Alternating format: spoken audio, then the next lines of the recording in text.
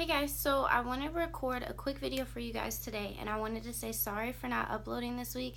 It was my final exam week in college, and so I was super busy taking my exams and turning in final assignments and everything like that. So now I'm officially done with my summer semester of college, and I have 3 weeks until fall starts, so I'm going to try to be doing a few videos each week until fall starts, but I do pick up back working in 7 days, so also bear with me with that. But I wanted to make a quick video because I realized something. Once I bleached my hair, I realized I was going back through old photos that I cut my hair about 3 months ago, really short. It was like at my jawline, and I was looking at photos and I was like, my hair has grown a lot in 3 months, and I wanted to give you guys some tips and tricks that I've personally been doing to get my hair to grow.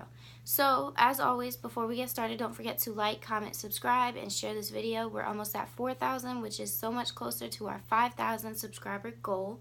So thank you guys so much for all your support. Don't always forget, you can always send me messages through Instagram, which is linked down below. You can check out my Poshmark. You can comment down below. If you have any questions or comments, concerns, I can always comment back, like, and favorite your comments and everything like that.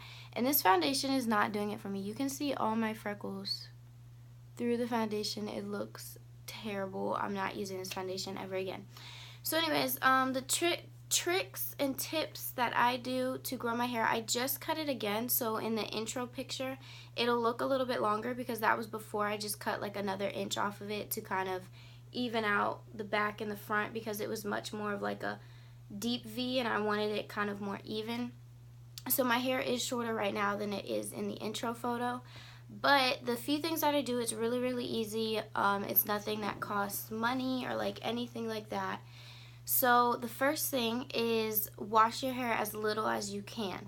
When I had my really long hair, it was down past my butt in high school, I would only wash my hair about once a week, because you want to get your natural oils and things like that really stirring, and you really want them to coat your scalp. If you're washing your hair every day, that is not good for you because you're drying out your scalp, you're drying out your hair. It can't get any natural nutrients from your natural body oils. So now that I have short hair, I have to wash it about every 2 nights, because since it is so much shorter, like before it would just get greasy about halfway down. Like now it's about halfway down, but back then it was only this much of my hair, and my hair was 26 inches long, so it didn't matter. I would just put it up in a bun and keep it moving. But now that I have such short hair, I have to make sure I keep it washed, because I can't just put it up in a bun and keep it moving. So my next thing is only wash it maybe once a week if you can, twice a week if possible. I just got my mom into that, and she's noticed a drastic difference in her hair. So my step number 2 is, when you do wash your hair, use a sulfate-free shampoo. There's many brands out there. There's Hair Food, OGX, I think some Redkins are sulfate-free. Sulfate's just really not a good product. It strips hair color, so if you imagine it stripping out hair color, imagine what it's just doing to your hair naturally. It's a very drying product in shampoos, so I've completely cut out sulfate in my shampoos and gone to sulfate-free shampoos. There's a million brands, normally right on the back. If you flip the bottle over and read the little fine print on the back, normally it'll say sulfate-free, does not contain sulfate, something or another like that. And then the next step when you're washing your hair, the next thing that this kind of does, I guess this kind of costs money, but you don't have to do it. It's just something I've noticed that's really helped my hair, is in your bath water, there's naturally a lot of chlorines and fluorides and things like that, because it's the way they clean and strip the water of any impurities. They use chlorine through the process of filtering it. So you want to get a shower head, or they sell little filters you can put in your existing shower head, and what it'll do is it'll kind of help second rinse the water before it goes out onto your hair, and it'll have less chlorine, it'll have less what's the name of it, of course fluoride. There's also calcium, a bunch of calcium in your water. That's the word I was looking for. And if you look up at your shower head, sometimes there'll be little white spots that are grown onto like hard white things, and that's because it's calcium. Your bones and teeth are made of calcium, and just think about putting that onto your hair and how drying it would be to your hair. So definitely look into that. It's just a filter that you need for your shower. I never had one up until about maybe 2 years ago, and I've noticed I noticed a difference the night I washed my hair with the new shower head. So I've been doing that for about 2 years, and that really helps. So after you get out of the shower and you've only wash your hair once a week, you're using your sulfate-free shampoo, you have your filter on your shower head. You want to dry your hair with 100% cotton towels or a cotton t-shirt. If you don't want to invest in towels, you can just use 100% cotton old t-shirt you have at home. And you don't want to wrap your hair in a towel. You know how girls wrap it up and throw the towel back? I used to do that when I had long hair, but the wrapping it actually breaks your ends off. So you just want to take the towel and just scrunch your hair like this when you get out. Dry it and scrunch it, and then let it air dry if you can. If not, invest in an actual hair wrap to dry it in, because it's a lot more gentle on your hair and less tight than a regular towel. So that's tip number 4 is don't wrap your hair in a towel.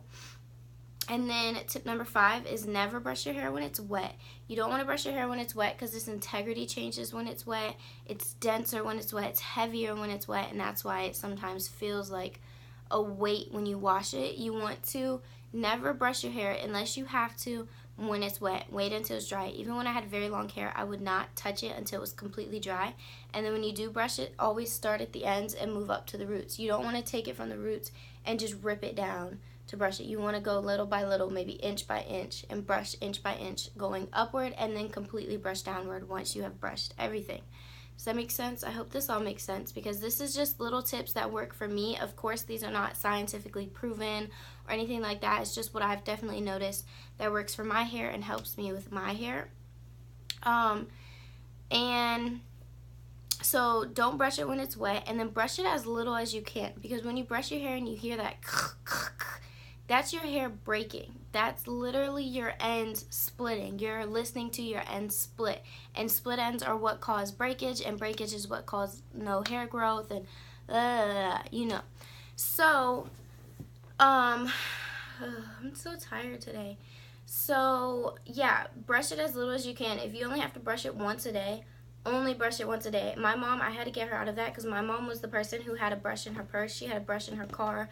She had a brush everywhere. And I'm like, Mom, you do not need to brush your hair that much. Like, it's not that serious. So definitely try to avoid brushing your hair a lot. Brush it once a week. When you go to bed, do not wrap it up in a ponytail, like in a bun. Wrap it in like a hair silk scarf. Wrap it in a low, maybe put it in a low braid and a low ponytail. This definitely hurts. This definitely helps, because when you're wrapping it up in a top knot, which I used to be completely guilty of every night before I would go to bed, I would put in a top knot, and then I started realizing my hair was not growing. It was breaking. I would wake up and I would just shed balls of hair, like big hair balls. It was because I was wrapping it up and breaking it every time I put it on top of my head. So definitely try to avoid that. Also, another thing I noticed is try not to like overgrow your hair. Like, you need to be trimming your hair about every 2 months, 2 to 3 months. For me, I have to do about every 2 because I do have a bob, so it does get very uneven and ugly and things like that. I grew my hair for 4 years straight, and I ended up having to cut about 12 inches of it off because it was all dead because I kept growing it. So for every ½ inch you cut, you will grow back an inch. Sorry, I keep shaking the camera. I keep hitting the stool that it's on. For every ½ inch you cut off, you will grow back an inch. It's like a grass. It's like having grass. You have to mow it for it to grow back. It's just like facial hair. Guys shave their little bit of facial stubble to grow back a full beard. It's things like that. So you definitely want to be maintaining your hair. Only try to apply heat to your hair once a week. If your choice of heat is a hair dryer, a flat iron, a curling iron, definitely only try to do that about once a week. I only flat iron my hair once every 3 days just about, so I'm about twice a week, but it is because I have a bob now, so I have to maintain the back of it because it is layered back there, so it'll look super ugly if I don't do it. But definitely try to only put heat on your hair once a week, and if you are using heat, use very, very low heat. If you are using a blow dryer, try to use the cooling button. Don't always just apply, because a hair dryer is stale hot heat. Like, it's just straight hot air. So imagine how drying that is to your hair. And you can literally, like with a blow dryer, you can smell it burning. So definitely just try to use the cooling button if you have that option on your hair dryer. Try to use a diffuser if you have that option, because that really helps. Another thing, let me think. I think is that it? Yeah, so basically just try to like treat your hair appropriate. Like, you don't want to be burning it. You don't want to be Use heat protectants. That was another thing. When you do use heat, if you have to use it more than once a week, definitely make sure you're using heat protectants. Definitely make sure about once a week you're using a hair mask or a hair conditioner, a deep conditioner, and leaving it on. Just get a bathtub, get a shower, put it on before you shower, wet your hair a little bit, put it on, leave it on while you're in the shower, washing your body, washing your face, and then by the time you're done with all of that, you should be about ready to rinse it out, because I know a lot of people don't have time for that.